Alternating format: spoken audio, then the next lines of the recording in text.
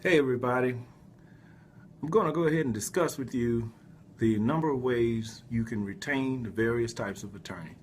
The first way is if you have something that is a criminal matter in nature, you would pay an all cash payment, and then there are a few attorneys that would bill you by the hour after being paid all up front for the matter. But generally with what we call a flat fee agreement in a matter that's criminal in nature, that would just be a one-time upfront payment. All right.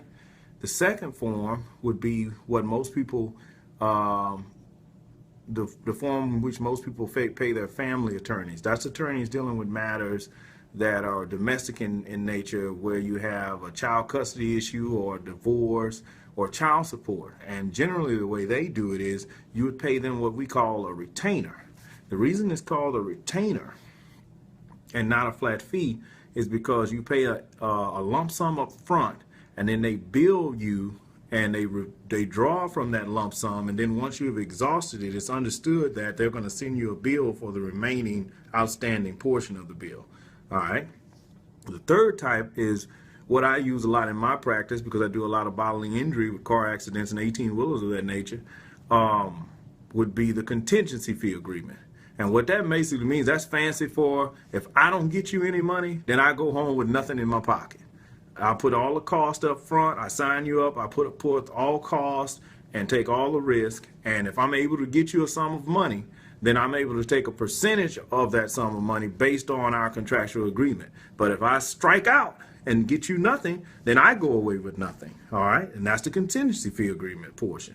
Then you have forms of payment that are pretty much specific to things like bankruptcy, where you pay your lawyer an initial fee up front and maybe a filing fee, and then once the bankruptcy is set up, he's paid out of the bankruptcy as one of your reoccurring monthly bills. There may be a few other obscure forms of payment for other types of legal matters like Social Security and things like that, but most of the time Social Security is also on contingency fee based. Workers' compensation, that's when you pursue compensation for an injury on the job. That's generally also contingency fee, but it's statutorily limited to 20% of whatever your attorney is able to get for you.